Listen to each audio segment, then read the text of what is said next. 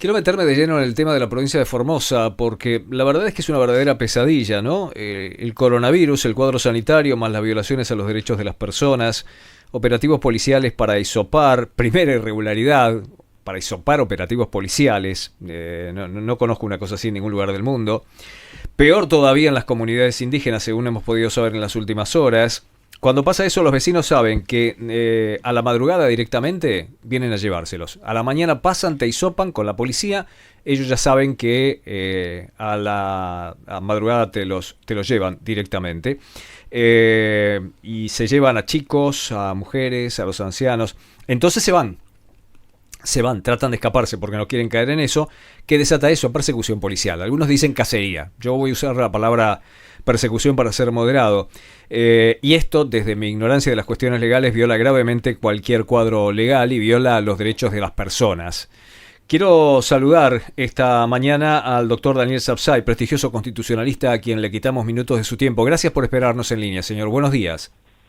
Un placer como siempre. ¿Qué dice Pepe Gil Vidal? ¿Cómo está usted? Bien, doctor, bien. Preocupado por lo que pasa en la provincia de Formosa, preocupado por lo que responden algunos funcionarios, por el cuadro de violación de los derechos, los informes que se sacan que realmente no se entienden y las personas que siguen en esa condición. Doctor, no sé cómo lo ve usted.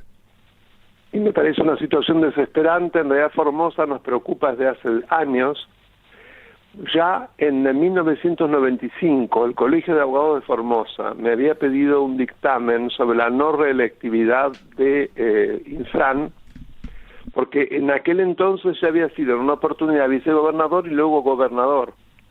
Y la cláusula clásica reelectiva de la Constitución argentina, tanto la nacional como muchas de las provinciales, establece que el gobernador y el vicegobernador no se pueden suceder recíprocamente y que si alguno de ellos ya ha cumplido más de 2 mandatos en uno o 2 de los cargos, en su caso era vicegobernador primero y gobernador después, no puede hacerse reelegir.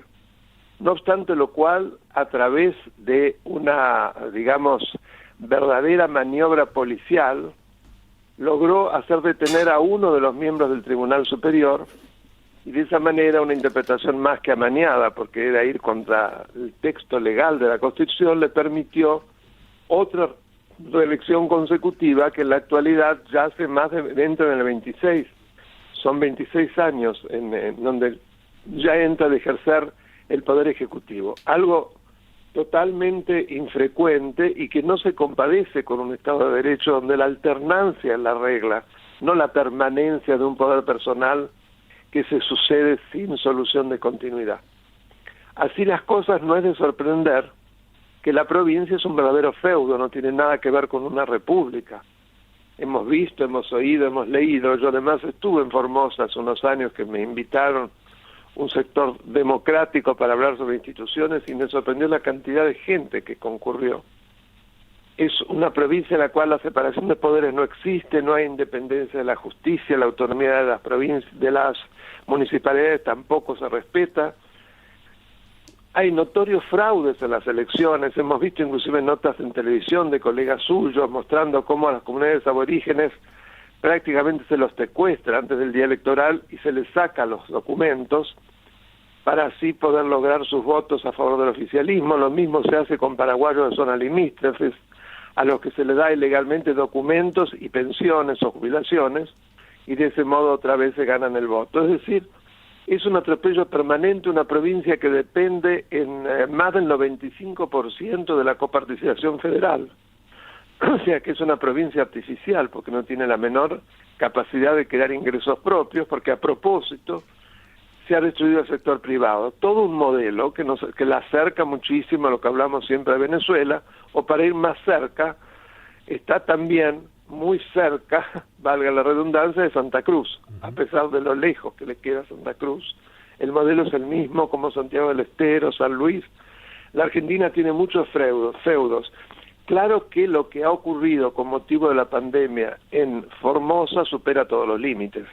Recordemos que antes de este bochorno existía ya un serio problema con una frontera que coincide con uno de los ríos que limita Formosa, ya que no dejaba entrar a los residentes, aún aquellos que tenían casas a muy pocos kilómetros, y más de 5.000 estuvieron, se los mantuvo durante meses en condiciones infrahumanas, en una especie de galpones viejos y sucios, y en condiciones horribles en materia de alimentación, en fin, como animales prácticamente, y que eso generó que un papá que extrañaba a su hija, que estaba a muy pocos kilómetros, intentó saltar al río y ahí encontró la muerte porque se ahogó. Sí, 100 metros O apenas sea, tenía eso que nadar también ha supuestamente. provocado muertes. Claro, 100 metros tenía que nadar supuestamente y en eso le fue la vida. Exactamente. Ujú.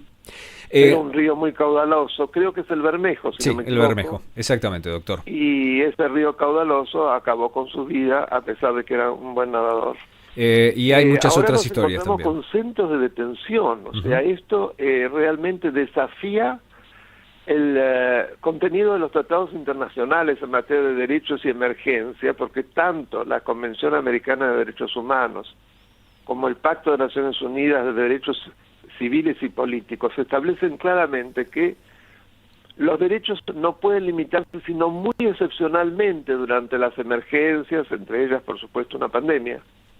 Y además, recordemos que la Comisión Interamericana de Derechos Humanos, que es uno de los órganos de aplicación de la Convención, estableció una primera recomendación en marzo de este año, cuando estalla la pandemia, que se denominaba o se denomina Pandemia y Derechos, donde recomienda fundamentalmente, haciendo una síntesis, que los gobiernos deben respetar a rajatabla la vigencia de los derechos fundamentales en pandemia, la división de los poderes y la existencia y funcionamiento del poder legislativo para controlar al ejecutivo y el judicial para controlar los desbordes de los poderes políticos.